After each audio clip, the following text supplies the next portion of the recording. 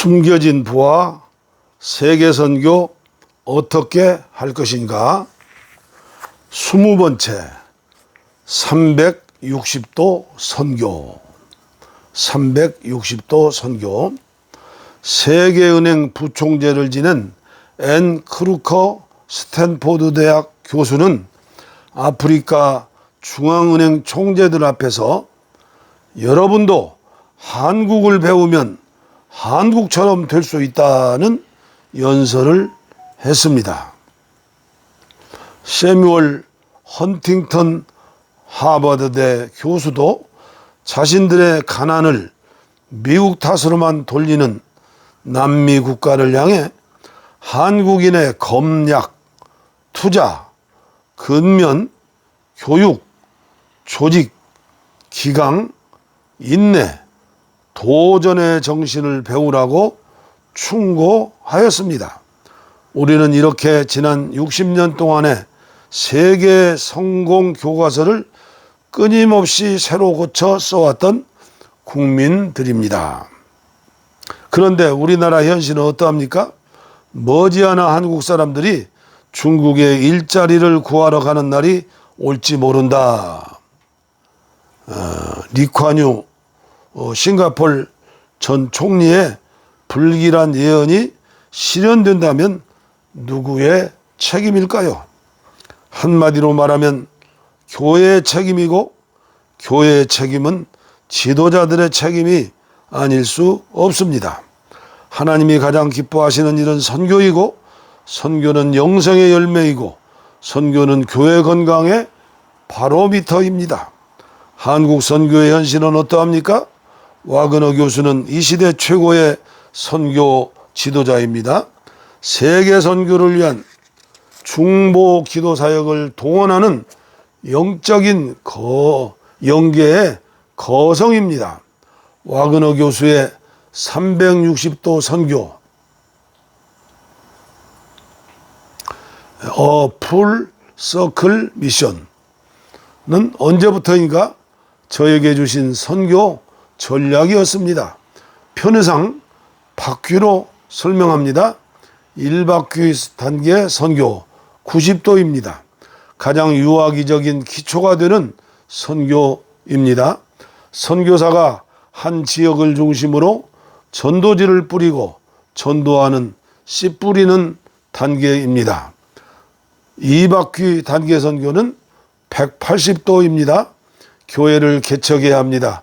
최고의 전도는 개척교회를 설립하는 것입니다. 교회 건축이 아니라 교회 개척입니다. 예수님의 피로 반죽하여 교회를 세우는 것입니다. 사도행전 20장 28절. 그런 의미에서 희생 없는 선교는 선교가 아닙니다. 십자가가 없으면 면류관도 없습니다. 세 바퀴 단계 선교는 270도입니다. 교회 자립 단계입니다.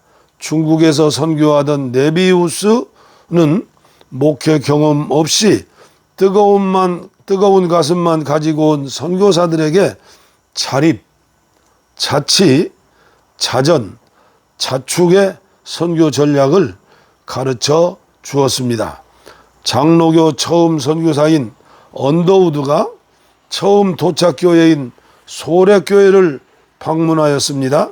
물론 가난의 상징인 초가집 예배당입니다. 너무나 안타까운 마음으로 교회 장로들에게 후원을 이야기했습니다. 예배당을 건축해 드릴까요? 담임자 사례금을 후원해 드릴까요? 대답은 한마디, 노 땡큐였습니다. 그 옛날 최고의 등불인 남포등 하나를 선물하고 가슴 뿌듯한 마음으로 돌아왔다는 아름다운 이야기가 오늘 한국교회의 뿌리입니다. 네 바퀴 선교는 36도입니다. 선교사의 가장 큰 죄악은 선교하는 교회로 가르치지 않는 것입니다.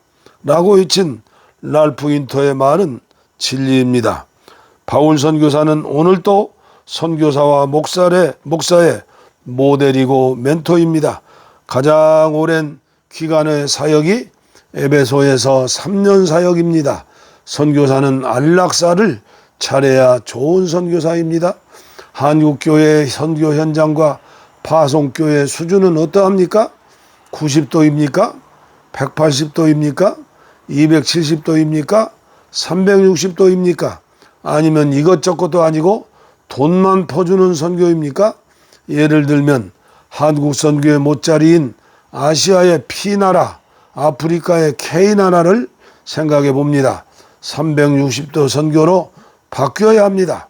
오늘의 선교지는 선택된 나라나 족속이 아닙니다. 모두가 선교사요, 어디나 선교지입니다.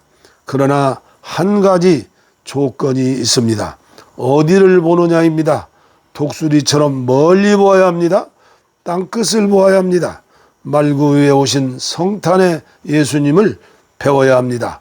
그런 의미에서 자국인 선교는 기본이고 간단한 것이고 최고 수준의 360도 선교인 것입니다. 대한민국의 미래는 선교사와 파송교회 지도자의 어깨에 걸머져 있습니다. 2030년까지 100만 명의 자국인 선교사를 주옵소서. 생각만 해도 가슴이 뛰고 구름 위를 나누는 것 같습니다. 아멘. 감사합니다.